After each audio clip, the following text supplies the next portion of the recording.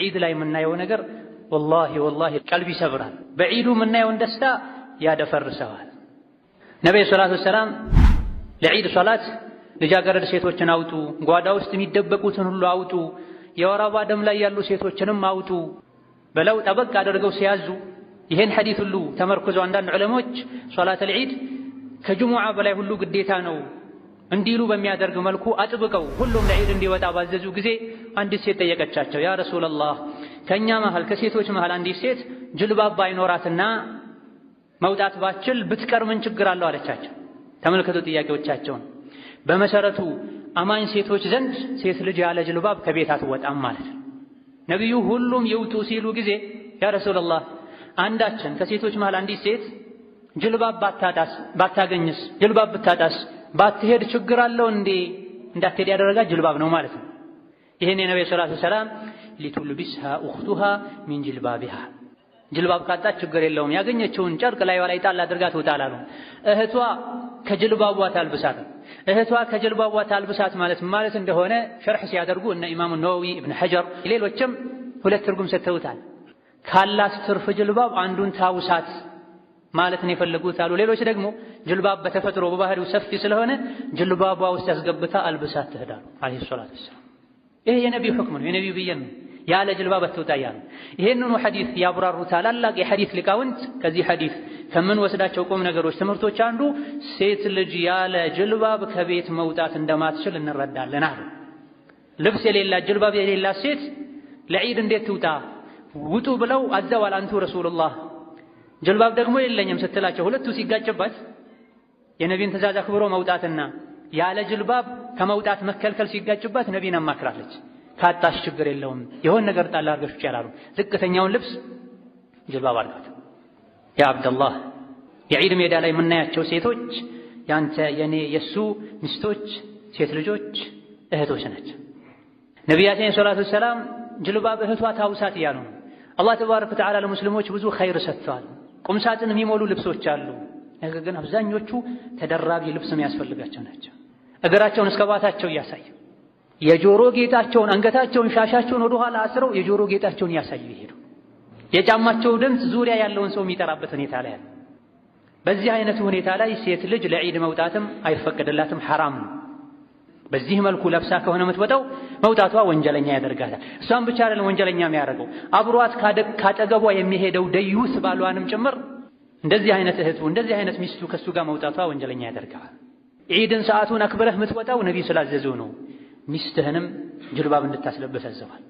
ሁሉንም ኃላፊ በኃላፊነቱ ስር ባሉ ሰዎች አላህ ይጠይቀዋል ብለዋል። በሚስት ይጠይቃል፣ በሴት ልጅ ይጠይቃል። ምን አለበስካት? እንዲህ አይነት ልብስ ሀያ ያላት ሴት ሳሎን ቤት እንኳ አጎቷ ወንድሟ ባለበት ማትለብሰውን ልብስ ለብሳ ከቤት ስትወጣ እንዴት ዝም አልክ?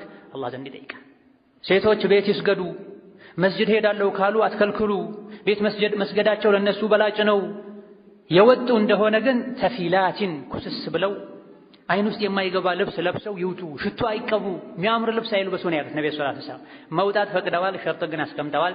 ያ ሸርጥ ተጠብቆ ከወጣን አጅር እናገኛለን፣ ዲንን የበላይ እናደርጋለን። ያ ሸርጥ ሳይጠበቅ ከወጣን ግን ወንጀል ተሸክመን ነው የምንመለሰው። ስለዚህ በየዓመቱ በየሳምንቱ ጅሙዓ ይህ ስህተት መደጋገም የለበትም። ሒጃብ ልክ እንደ ሶላት፣ ሒጃብ ልክ እንደ ጾም፣ ሒጃብ ልክ እንደ ዘካ ቁርአን ላይ ማብራሪያ ተሰጥቶበታል። በሁሉም ዑለሞች ስምምነት ሴት ልጅ የሰውነቷን ቅርጽ የሚያሳይ ጠበብ ያለ ልብስ ለብሳ መሄድ አትችልም። ሰውነትን አሻግሮ የሚያሳየን ልብስ ለብሳ መሄድ አትችልም። ዥንጉርጉር ሆኖ ቡራቡሬ ሆኖ ራሱ ጌጥ የሆነ ልብስ ለብሳ መሄድ አትችልም። ሒጃብ አይባልም። ሒጃብ ማለት መጋረጃ ማለት ምን የሚጋርድ የሴትን ውበት የሚጋርድ ማለት። ውበት ፊት ላይ ብቻ አይደለም ያለው፣ ውበት ፀጉር ላይ ብቻ አይደለም ያለው። ሴቶች ጌጣቸውን አያሳዩ ይላል። ይሄ የቁርአን አንቀጽ ነው። ሱረቱ ኑር፣ ሱረቱ አልአሕዛብ ሒጃብን አስመልክቶ አላህ ያወረዳቸው አንቀጾች ናቸው። ስለዚህ በሶላቱ አምነን በልብሱ ጉዳይ ልንክድ ወደ ኋላ ልንል አይገባንም። አላህ ተባረከ ወተዓላ ኡድኹሉ ፊስልሚ ካፈን ያለው በሶላቱ ሙስሊም ሁኑ፣ በልብሱ ፈረንጅ ሁኑ አላለም። አሁን ላይ በየአካባቢው የሙስሊም ሴት እስላማዊ ስያሜ የያዙ የሴቶች ፋሽን ተብሎ መደብሮች፣ ሱቆች እየተከፈቱ ነው። የሴት ልጅን አለባበስ በተመለከተ ፋሽን የለም። የሙስሊም ሴትን አለባበስ በተመለከተ ፋሽን የለም። የሙስሊም ሴት አለባበስ በየትኛውም ዘመን በየትኛውም ሀገር ላይ ትገኝ ድሮ በነቢይ ዘመን ፋጢማ ትለብስ የነበረው አይሻ ትለብስ የነበረው ከዛ የተለየ አለባበስ ሴት ልጅ የላት። የሙስሊም ሴት አለባበስ ፋሽን ከገባበት ከሸሪዓ ወጥቷል፣ ከቁርአን ወጥቷል።